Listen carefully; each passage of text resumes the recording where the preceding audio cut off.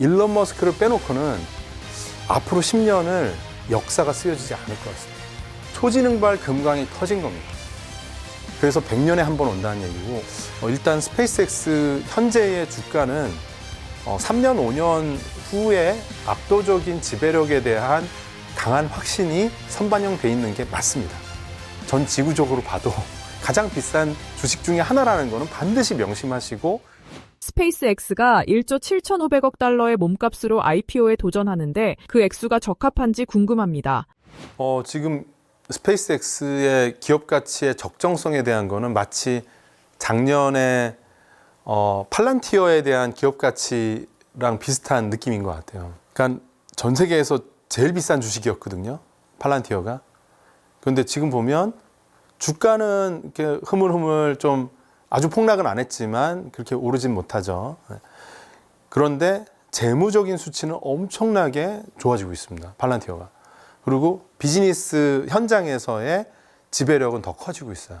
그래서 일단 스페이스X 현재의 주가는 3년, 5년 후에 압도적인 지배력에 대한 강한 확신이 선반영돼 있는 게 맞습니다. 그런데 이게 진짜로 그렇게 가면 점점 높은 가격의 가치가 쫓아가게 되겠죠. 네. 그러면은 이 가격이 안 떨어지고 계속 유지될 가능성도 있겠죠. 가치가 따라오니까. 그런데 이 가치의 증가 속도가 갑자기 뭐 스타쉽 발사가 어떻게 성공하고 경쟁사가 떨어져 나가고 또 스타링크가 어떤 특정 국가에서는 B2C로 고객들한테 다이렉트리 D2C로 해서 막 한 지역에서 몇백만 명씩 신규 가입자들이 가입을 한다는 소식이 들리면 계단식으로 또 가치의 상승이 일어날 수도 있겠죠. 그러면 현재 주어지는 어떤 1.75에서 2조 달러에 달하는 기업 가치가 또 합리화가 될 수 있겠죠. 그보다 더 높은 가격으로도. 예.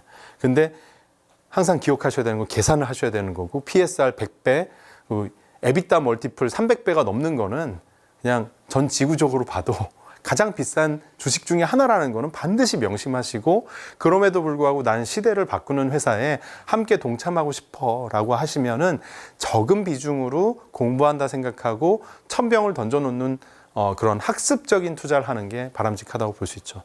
왜냐하면 스페이스X는 절대로 수비수가 아닙니다. 여러분, 수비수, 미드필더, 공격수가 있으면 최전방 공격수한테 11명을 배치하면요, 골키퍼 없고 수비수 없어서 망합니다. 네. 최전방 공격수랑 수비수를 헷갈리시면 안 돼요. 네. 지금 애플 같은 데는 수비수에 해당하겠고, 엔비디아 같은 데는 뭐 미드필더가 될 겁니다. 네. 테슬라가 약간 공격수 정도 된다고 하면 스페이스X는 그냥 헤딩만 하는 최전방 공격수죠. 홀란드 정도 되는 거죠. 네. 그래서 비중 조절을 너무 많은 비중으로 하시면은 이제 인내하는데 좀 힘들 수 있다라는 거죠. 변동성도 엄청날 겁니다. 왜냐하면 뭐 ETF 편입이 뭐 가시화돼 있죠. 그래서 뭐 S&P 500이나 나스닥 각종 지수들이나 뭐 우주 ETF 뭐 이런 데다가 다 들어가야 되잖아요. 그런데 물량은 한정돼 있거든요. 왜냐하면 일론 머스크 물량을 365일 이후에나 팔 수 있는데, 그러면은 지금 풀려있는 물량이 안 많다고 하면은 지수에서 사다 보면은 주가가 막 올라갈 수도 있어요. 근데 이게 본질이 올라서 올랐다가 아닐 수도 있거든요. 그러면 이 변동성이 큰 부분에 있어서 여러분들이 좀 너무 변동성이 큰 거는 투자의 건전한 어떤 그 성장에 있어서 어려움을 줄 때가 많습니다. 예, 오를 때 좋지만 많이 빠질 때는 되게 마음이 힘들어지거든요. 그래서 비중 조절을 꼭 반드시 하시길 바랍니다. 스페이스X에서 부채나 신용 등 투자자들이 꼭 알고 있어야 할 리스크가 있을까요? 일단 뭐 스페이스X의 부채 질문을 주셨는데, 이걸 우리가 일일이 다 추적하기보다는 신용 등급이 어떻게 유지가 되는지, 신용 등급이 혹시라도 가파르게 하락을 한다 이러면 이제 경종을 좀 울리는 거거든요. 그래서 상장을 한 다음에는 좋은 건 뭐냐면 모든 정보가 공개되기 때문에 신용 등급에 대한 정보도 이제 계속 트래킹할 수 있습니다.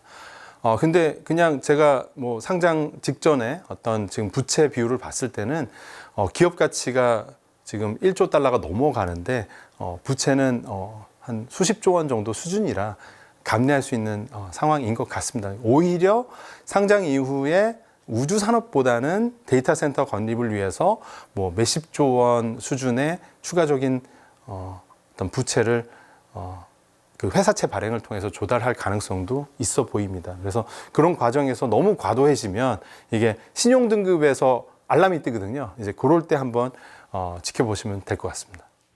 스페이스X 상장이 AI 랠리와 비교해서 어느 정도의 파급 효과를 기대해도 좋을까요?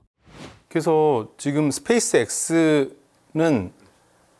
이걸로 끝나는 게 아닙니다. 이제 스페이스X에 그록이 달려 있잖아요. 이제 그록이 이번에 어떻게 보면 성공적 상장을 한다라고 여러분 보셔야 돼요. 스페이스X에 담겨져 있는 AI 모델이 그록이잖아요. 그록이 이번에 성공적인 IPO를 통해서 자금 조달에 숨통을 틔웠다라고 보시면 되면 이 다음 투자는 누구냐? 엔트로픽입니다. 클로드도 이제 돈 땡기는데 문제가 없어진다. 지금 SEC의 파일링이 끝나 있습니다. 그러면 두세 달 안에 역시나 상장을 하겠죠. 그 다음 주자 누굽니까? 오픈 AI, 챗GPT. 그죠? 이거 막으려고 일론 머스크가 어떻게 했습니까? 법원에다가 소송하면서 소송 졌죠. 2심 또 제기한다고 하는데 어쨌든 뭐 마이크로소프트나 소프트뱅크나 여기 주요 주주들이 또 빵빵하니까 챗GPT도 1심이 지금 승리를 했기 때문에 상장하는 데는 좀 청신호가 켜진 것 같아요. 왜 중요하냐면 지금 AI 모델들은 앞으로 벌고 뒤로 데이터 센터 짓느라고 마이너스를 엄청나게 수십조 원을 뭐 앞으로 100조 원, 200조 원도 낼 수도 있는 거거든요. 근데 이 투자의 랠리가 당분간은 꺼지진 않을 것 같다는 겁니다. 왜냐하면 구글도 그러고 있기 때문에. 그럼 왜 그럴까? 왜 그럴까? 단순히 얘네들이 돈에 미쳐 있어서 아닙니다. 왜 그럴까? 초지능이 눈앞에 보이는 거야. 이렇게 보셔야 돼요. 저쪽 1849년도에 샌프란시스코에 금광이 터졌어요. 철도를 부설을 해야 되죠. 그래서 미친 듯이 레일 매니아라고 해서 미친 듯이 철도를 서쪽을 향해서 부설을 했어요. 그때 떼돈을 번 사람들이 많습니다. 그 중에 한 명이 스탠포드예요. 그 스탠포드 C가 만든 회사가 스탠포드 대학이고 거기에서 뭐 지금 미국의 빅테크들 지금 AI 창업자들이 다 나온 거 아니에요. 역사 반복되는 거죠. 그래서 지금은 초지능발 금광이 터진 겁니다. 그래서 100년에 한 번 온다는 얘기고 어떻게 좀 더 길게 보면 인류 수천 년 역사에서 우리가 우리보다 똑똑한 존재를 만난 적이 없잖아요. 네. 외계인 만나는 것처럼 우리보다 똑똑한 존재를 만나게 되는 그 순간이란 말이에요. 버티컬하게 영역에서는 이미 그게 도래했습니다. 네. 미토스 아닙니까? 그래서 클로드 미토스를 공개를 안 하잖아요. 왜냐하면 너무 무서워서. 이거 공개하는 순간 이거 중국 해커가 거꾸로 미국의 골드만사스, JP모건, 뭐 연방준비위원회 아니면 핵 버튼 누르는 거에다가 해킹해서 들어오면 어떡할래. 근데 과거에 그런 일이 있었어요. 뭐 천연가스 파이프라인이나 석유 어떤 이런 그 망에 해킹이 들어오면 미국의 에너지가 교란이 되게 됩니다. 그래서 지금 그럴 정도로 AI가 발전한 거예요. 인간들이 수십 년 동안 풀지 못했던 버그들을 찾아내고 그 취약점을 파고들어서 이거를 문제를 더 키울 수 있는 그런 위험한 존재가 된 거죠. 초지능은 이미 왔습니다. 싱귤레러티 이미 도래했습니다. 그래서 그것에 혈안이 돼서 이 초지능의 2등 자리는 없거든요. 1등이 되려고 무한 경쟁하고 있는 게 지금 미국에서 벌어지는 빅테크 간의 경쟁입니다. 이건 말려도 뜯어 말려도 안 되는 거예요. 그래서 이거를 한국에 재벌이 하고 있는 순환 출자가 아니고 그냥 제일 좋은 옵션이니까 이걸 하는 거야 라고 얘기하는 게 누굽니까? 젠슨 황입니다. 나는 이게 제일 좋아서 오픈 AI에 투자하고 이게 제일 좋으니까 이 데이터 센터에 더 투자해서 하는 거야 라고 얘기하는데 우리는 계속 그걸 뒤집어서 생각하는 거죠. 아니야, 저건 사기야. 아니 뭐 세계 1등 시총회사가 굳이 그렇게 할 필요가 있겠습니까? 너무 음모론으로 바라보지 마시고 그냥 자본가들의 얘기는 자본적으로 자본의 논리로 생각하시면 되고요. 이 자본의 논리는 지금 초지능을 빨리 확보하는 자가 다 먹는 게임입니다. 그래서 우주 공간에서 다 먹을래 그록. 그리고 B2B로 개발자들의 환심을 사서 개발자들을 다 대체할래. 클라우드 사스 다 내가 대체해버릴래 엔트로픽. 커머스나 사람들 인스타 블로그에 올릴 만한 글들은 내가 다 만들 거야. B2C로 챗GPT. 그냥 난 육각형이고 구글 생태계에서 일단 최소한 뺏기지 않을래. 제미나이. 이거잖아요. 네. 그래서 이들의 경쟁 속에 우리가 푹 들어가서 이 네 가지 도구들을 잘 활용을 하면 이게 더 이해가 돼요. 그래서 저는 그록 헤비 씁니다. 제미나이 울트라 씁니다. 클로드 맥스 씁니다. 제일 비싼 거 쓰거든요. 챗GPT는 안 써요. 왜냐하면 저는 약간 B2C에 관심이 없어서 투자자니까 약간 투자적으로만 봐야 되니까. 이렇게 세 가지를 가장 럭셔리한 AI 모델로 쓰는데 이걸 쓰다 보니까 더 이해가 되는 거예요. 지난주에 지지난주에 엄청난 업데이트들이 이루어졌거든요. 클로드 훨씬 좋아졌습니다. 그록도 훨씬 좋아졌습니다. 얘네들 에이전트 열 몇 개가 막 치고받고 하거든요. 그록 돌리면. 네. 이런 것들을 경험을 해보셔야 여러분들이 초지능이 이미 왔구나 이게 느껴지고, 단순히 내가 주식을 한 종목을 이걸 사 팔아 말아 이 사람 말을 들어야지 이게 아니라, 여러분들이 이 초지능의 거대한 파도에 압살당하지 않으려면 이 위에 올라타야 돼요. 거대한 20m짜리 파도가 10년 만에 왔어요. 가만히 있으면 꼬르륵 죽는데 거기서 정말 최고의 서퍼는 그게 세계 신기록, 그리고 엄청난 쇼츠를 만들 수 있는, 인기를 끌 수 있는 멋진 서핑을 할 수 있는 기회가 될 수 있는 거죠. 그래서 어마어마한 기회이기도 하고 어마어마한 위기이기도 합니다. 그래서 저는 강조드리는 거는 일론 머스크적인 사고방식, 그리고 이 초지능 시대의 AI 제국을 만드는 빌더들이 생각하는 사고방식을 여러분들이 다운로드 받았으면 좋겠어요. 그러려면 AI 모델을 정말 더 많이 쓰셔야 돼요. 하루에 4시간, 6시간 사람하고 대화할 시간에, 친구들하고 커피 한 잔 마시면서 얘기할 시간에 AI 모델 3개 띄워놓고 토론하는 게 훨씬 나아요.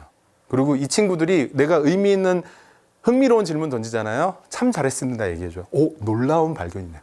뭡니까? 얘 토큰이 하나 생성된 거예요. 그러면 내가 돈을 냈지만 얘한테 돈을 받아야 되는 상황이에요. 근데 어쨌든 내가 이 AI들이 생각하지 못한 포인트를 얘기했다 하면서 뭔가를 만들어낼 수 있는 거죠. 네. 그래서 상당히 다릅니다. 그래서 일론 머스크를 바라볼 때 많은 분들이 그냥 하나하나 팩트만 바라보거든요. 저는 어떻게 보냐면 일론 머스크는 이 시대의 데카르트다. 호기심의 철학의 창시자다라는 얘기를 합니다. 그러니까 데카르트는 어떻게 보면 근대 넘어오면서 인간을 합리적인 존재로 만들어놨죠. 생각한다, 존재한다. 요즘에 뭡니까? 생각하는 건 AI가 하는 거예요. 우리는 질문을 던지면 돼요. 질문을 잘 던지려면 호기심이 깊어야 되죠. 호기심이 좀 집요해야 됩니다. 일론 머스크 딱 그러잖아요. 자기가 돈 그렇게 많은데 집도 없어. 그냥 공장 바닥에서 자요. 자다 일어나도 또 문제 해결하고. 호기심이 정말 깊이 있게 가야 되는 거거든요. 그리고 AI 모델과 함께 숨을 쉬고 살아가고. 그렇게 하다 보면 투자도 잘 되고, 지금 이 AI 제국을 만드는 이 사람들의 깊은 의지들이 느껴지게 됩니다. 그러면 투자한 것들에 대해서 좀 더 편한 마음으로 바라볼 수 있게 돼요. 마지막으로 스페이스X 상장이 부의 사다리를 올라탈 기회인지 투자자들에게 한마디 부탁드립니다. 저는 일단 하나의 옵션 중에 하나일 수 있을 것 같습니다. 그리고 일단 한번 투자 의사 결정을 하실 것 같으면 최소 3년에서 5년은 안 팔겠다는 생각을 하시고요. 이걸 모멘텀으로 사고 팔고 할 거면은 아예 안 하시면 좋을 것 같고, 그래서 말씀드린 게 2030년도에 스페이스X가 어떤 모습일지를 생각을 해보세요. 그리고 그 모습이 내가 생각할 때는 지금 가치보다, 지금의 주가보다 그때의 본질 가치가 높을 거야 라고 생각하면 투자하시면 돼요. 이게 사실 워렌 버핏적인 가치 투자의 방법론으로 스페이스X를 바라보는 겁니다. 그래서 워렌 버핏 뭐라고 합니까? 팔 거는 사지 않는다. 그죠? 그래서 코카콜라 30년 넘게 들고 있고 이렇게 하는데, 엔비디아도 마찬가지입니다. 여러분, 안 팔았으면 수익을 많이 냈어요. 삼성도 하이닉스도 마찬가지죠. 사고 팔고 한 친구들 다 보면 지금 수익이 별로 안 되죠. 근데 5년, 7년 들고 있었어 하면은 좋은 수익률을 내게 됩니다. 근데 본질이 없는 회사는 그러면 안 되죠. 근데 우리는 스페이스X에 대해서는 분명히 그 얘기는 할 수 있을 것 같아요. 스타링크를 비롯한 저궤도 위성통신 산업 분야에서는 압도적이야. 이건 본질 가치입니다. 그건 존재하는 거예요. 확실하게 있는 겁니다. 여기에 살을 붙여나가는 것들이 어떻게 갈지. 그럼 저궤도 위성 산업의 규모가 앞으로 10배 커질 거야. 이렇게 보시면은 사도 되는 거죠. 예. 그게 20년이 걸리면 안 되고요. 5년 안에 5배, 10배가 커질 거야. 라고 보시면은 살 수 있는 주식이 되는 거죠. 그런데 그게 한 10년은 걸릴 것 같은데? 라고 하면 다른 주식 대비 이게 그만큼 좋은 걸까? 한번 생각을 해보셔야 되는 거죠. 그래서 정교한 미래에 대한 로드맵 그리고 재무적인 추정 이런 것들이 각자 손으로 아니면 엑셀에다 넣고 아니면 그록이나 제미나이 뭐 챗GPT한테 이 증권신고서 재무 파트를 던져요. 넣어놓고 재무 추정을 나의 가설은 이래. 얘는 저궤도 위성 분야에서 이렇게 가고 스타쉽 날려가지고 정부로부터 얼만큼 돈을 받을 것 같고 그리고 XAI는 지금의 뭐 매출이 뭐 10배 늘어날 것 같아. 이렇게 봤을 때 주가가 5년 후에 어떻게 될까? 이걸 한번 추정을 해보시면 AI들도 다양한 의견을 줍니다. 좀 구체적인 가설들을 집어넣어 보시면서 판단하시면 좋을 것 같아요. 오늘 뭐 다양한 이야기를 나눠서 너무 재밌었는데요. 이제 마지막 마무리 말씀을 드리기는 여러분들이 일론 머스크라는 사람을 좀 더 깊이 보셨으면 좋겠어요. 예. 상당히 역사적인 인물이 되어가고 있거든요. 우리가 지금 동시대를 살고 있으니까 그 존재감을 느끼지 못하는데 저는 이렇게 말씀드릴 수 있을 것 같아요. 메디치 가문을 지금 수백 년이 지나서 어떻게 바라봅니까? 당대의 역사를 만들던 시대적인 가문으로 보잖아요. 로스차일드를 어떻게 봅니까? 이스라엘 건국의 주인공이었고 막 여러 가지 전쟁과 뭐 거대한 어떤 음모 속에도 들어가 있고 역사 속에 뺄 수가 없습니다. 그 로스차일드의 전성기에. JP모건 어떻죠? 미국 전성기 뭐 격동하는 1920년대까지 19세기 중반부터 미국의 성장 궤적에서 JP모건 가문을 빼놓고는 상상할 수가 없습니다. 지금이 그런 것 같아요. 일론 머스크를 빼놓고는 앞으로 10년을 역사가 쓰여지지 않을 것 같습니다. 그렇다고 보면 이 역사를 만들어나고 써가는 사람의 아이디어를 한번 깊이 연구를 해보는 뭐 1주, 2주가 됐으면 좋겠어요. 그냥 단순히 이거 사 마라 이렇게 보기에는 너무 아까운 시간과 너무 아까운 에너지다. 그래서 여러분들 좀 더 일론 머스크 입장에서 머스크적인 사고방식으로 이렇게 탑다운으로 내려다보시면 그걸 이제 뭐 새의 눈, 버드 아이 뷰라고 하는데 그게 좀 보시면은 훨씬 안 보이는 게 보이실 겁니다. 재밌고 저는 그 재미에 푹 빠져서 살고 있으니까 여러분 뭐 제 책이나 저의 유튜브 채널이나도 앞으로 그렇게 관심을 가져주시면 될 것 같아요. 네, 감사합니다.